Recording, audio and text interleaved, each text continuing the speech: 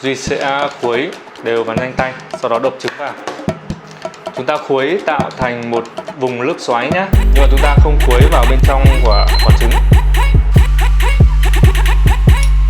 Khi ăn thì chúng ta có thể cho chút hạt tiêu này, rồi tương ớt, rất hấp dẫn quý vị.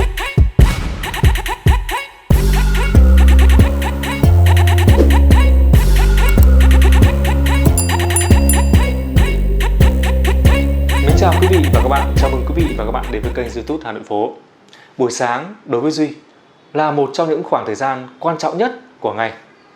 Duy phải dậy sớm này, rồi mình phải chuẩn bị những cái công việc tiếp theo trong ngày hôm đó. Cho nên Duy luôn có cảm giác buổi sáng thời gian trôi rất là nhanh. Mọi việc đều quan trọng, trong đó có việc nấu ăn nữa quý vị. Người ta thường nói bữa sáng là ăn cho mình, bữa trưa là ăn cho bạn và bữa tối là ăn cho cả thù. Và hôm nay Duy xin gửi tới quý vị và bạn một món ăn buổi sáng. Duy nghĩ rằng nó sẽ tiết kiệm được thời gian cho quý vị nếu ngày hôm đó chúng ta bị vỡ kế hoạch chẳng hạn. Chúng ta ngủ quên nhưng có việc gì đó quan trọng, nhưng vẫn phải ăn để có năng lượng, rồi sự tỉnh táo để chúng ta giải quyết những công việc tiếp theo của buổi sáng hôm đó. Món này chế biến rất là đơn giản. Chúng ta kéo tủ lạnh, trong tủ lạnh còn món gì chúng ta sẽ nấu kèm với món đó. Những món đó của nhà Duy là những món gì? Mời quý vị và các bạn cùng Duy chúng ta vào bếp nha. Duy có mì tôm 3 gói bởi vì nhà Duy có 4 người. Nếu quý vị một mình thì chúng ta chỉ cần một gói thôi. Đây là rau muống. Trong tủ lạnh của quý vị có rau gì chúng ta làm rau đó. Nó rất đơn giản thôi. Hoặc là không có rau cũng được, nhưng mà theo Duy nghĩ thì chúng ta nên có chất xơ vào buổi sáng. Nó sẽ tốt cho hệ tiêu hóa của quý vị. Tiếp theo Duy có hành khô, hành tươi, cà chua 2 quả, trứng 3 quả. Nếu quý vị vội, chúng ta chỉ cần 1 quả trứng, 1 gói mì tôm. Thế là chúng ta đã đủ năng lượng cho bữa sáng rồi. Hôm nay Duy chia sẻ cho quý vị cách nấu cũng rất đơn giản, nó cũng không lâu đâu. Chúng ta bắt đầu nhé. Phần hành tươi này Duy cắt ra làm đôi. Phần gốc trắng Duy sẽ chẻ ra để trang trí bên trên bát mì tôm.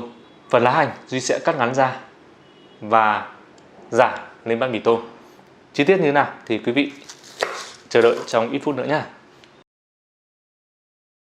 Hành khô Duy thái ra rồi phi cùng với cà chua. Bây giờ Duy sẽ trần trứng lòng đào. Nhà Duy hay ăn món trứng như thế này. Quý vị thích ăn trứng ốp thì chúng ta có thể làm trứng ốp. Duy thì không thích món đó lắm bởi vì nó nhiều dầu mỡ. Nếu quý vị không có thời gian nữa thì chúng ta có thể thả trứng trực tiếp vào nồi nước nóng cà chua. Để tiết kiệm thời gian, Duy sẽ cho nước sôi sẵn vào đây rồi. Chúng ta để lửa nhỏ thôi. Khi nước lăn tăn nhé, Duy sẽ khuấy đều và nhanh tay, sau đó đập trứng vào. Chúng ta khuấy tạo thành một vùng nước xoáy nhé, nhưng mà chúng ta không khuấy vào bên trong của quả trứng. Chúng ta làm trứng lòng đào nó rơi vào khoảng tầm 3 phút. Rồi sau đó chúng ta hớt ra thôi. Hớt thì chúng ta lấy muôi nhé. Duy cho dầu ăn vào chảo để phi cà chua quý vị nhé. Khi dầu nóng chúng ta cho hành khô vào. Khi hành ngấm mỡ đều cũng như là co lại, chúng ta cho cà chua vào. Cà chua chúng ta không cần xào kỹ lắm nhé. Bây giờ chúng ta sẽ đổ nước vào. Nước sôi thì sẽ nhanh hơn quý vị nhé. Nếu nhà quý vị nào tối hôm qua mà vẫn còn nước xương hoặc là nước luộc gà thì chúng ta cho vào đây. Nấu thế thì ngon quá. Duy sẽ cho những cái gói gia vị mì tôm vào đây. Khi cho những gói muối đi kèm mì tôm ấy, hoặc là những cái gói nước sốt kèm mì tôm ấy, thì chúng ta cho vừa đủ thôi. Bởi cái nước sốt này nó đã có cả muối rồi. Chúng ta cho nhiều quá nó sẽ mặn mì tôm đấy. Bởi vì chúng ta nấu chung mà. Nếu quý vị nấu một gói thì nó đơn giản rồi. Chúng ta có gì chúng ta sử dụng đấy. Tốt nhất là chúng ta cứ kiểm tra độ mặn ngọt. Trong quá trình chờ nước sôi nhé, chúng ta sẽ trần mì tôm. Chúng ta nên trần mì tôm bởi vì trong quá trình chế biến mì tôm thì nó đã chiên qua dầu. Trần thì nước vừa đun sôi hoặc là nước sôi quý vị nhé. Chúng ta sẽ để đây khoảng 1 đến 2 phút nhé. Gốc hành trắng Duy sẽ chẻ ra. Chúng ta trần sau 2 phút chúng ta bỏ ra gạn nước đi quý vị nhé. Duy đã gạn khô rồi. Bây giờ Duy chia mì tôm thành 4 bát. Mì tôm này thỉnh thoảng ăn quý vị ạ. Ăn vào thì người nó nóng. Là Duy tháng chỉ ăn khoảng đôi lần thôi. Duy sẽ cho trứng trần vào. Khi nước này sôi chúng ta sẽ trần rau muống vào. Khi rau muống chín chúng ta sẽ chia đều ra bát. Hành này chúng ta cũng trần qua, hớt ra. Chúng ta sẽ chia đều lên trên đây. Bây giờ tắt bếp chúng ta chan nước lên từ bát là xong. Với quý vị, thế là Duy đã xong bữa sáng rồi. Rất đơn giản đúng không ạ? Mời quý vị nhé. Khi ăn thì chúng ta có thể cho chút hạt tiêu này, rồi tương ớt. Rất hấp dẫn quý vị. Hôm nay nhà con có đồ ăn chính buổi sáng đó là mì tôm này. Với cả có đồ ăn kèm theo là dưa chuột và món tráng miệng là ổi ạ. Cháu mời cả nhà ăn tráng bố, ăn tráng chuột nào cho nế. Duy mời quý vị nhé. Con mời bố với mời mẹ với mời Nhi. Duy mời quý vị nhé. Trứng rồi ăn không đặt trứng nào. Ủa, con nói trứng đấy. Hôm nay trời âm u nhỉ bố nhỉ? Ôi, bố có thể cho con trứng được con tới bác. Trứng của con ở bác có đấy. Con ra ấy lên là Đâu? phải để dưới đánh ấy. Cho nó chín kỹ. Vâng thưa quý vị, mì tôm ăn vừa tới, rất mềm và không nát. Nước thì có vị chua, ngọt, rất ngon. Bố ơi, trứng của con đâu bố chìm giúp con.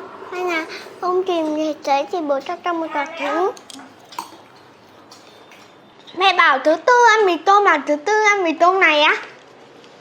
Còn Nhi chưa có trứng à? Chưa. Đây, trứng đây. Đây. Hôm mà con tròn trời hôm đó mầm trắng cho. Đấy, có nhiều Nhi luôn đây, ăn đây này. Ui, lòng đỏ quý vị này. Trứng lòng đào này. Duy thích ăn kiểu trứng lòng đào này. Nó bùi ngậy. Rất ngon quý vị ạ. Nhi ăn trứng nữa không? Hay bố lấy mỗi lòng trắng rồi nhá? Mỗi lòng trắng thôi. Tỏ ớt chưa đấy? Con ăn thử đi, bố con cho tương ớt. Nhưng mà cho ít thôi, bố không cho nhiều. Ăn thì nó cay rồi á. Cay á? Hôm mà con ta mầm con trắng thì cay gì nào vậy ạ? Thế à? Cảm ơn quý vị đã xem video. Duy thì rất là hạnh phúc bởi vì buổi sáng mà được ngồi cùng ăn với nhau như thế này thì rất là hiếm. Quý vị nhớ nhấn like trang Facebook Hà Nội Phố Duy để trong phần mô tả cũng như trong bình luận để đón xem những video mới nhất khi Duy vừa up lên. Hẹn gặp lại quý vị trong video tiếp theo.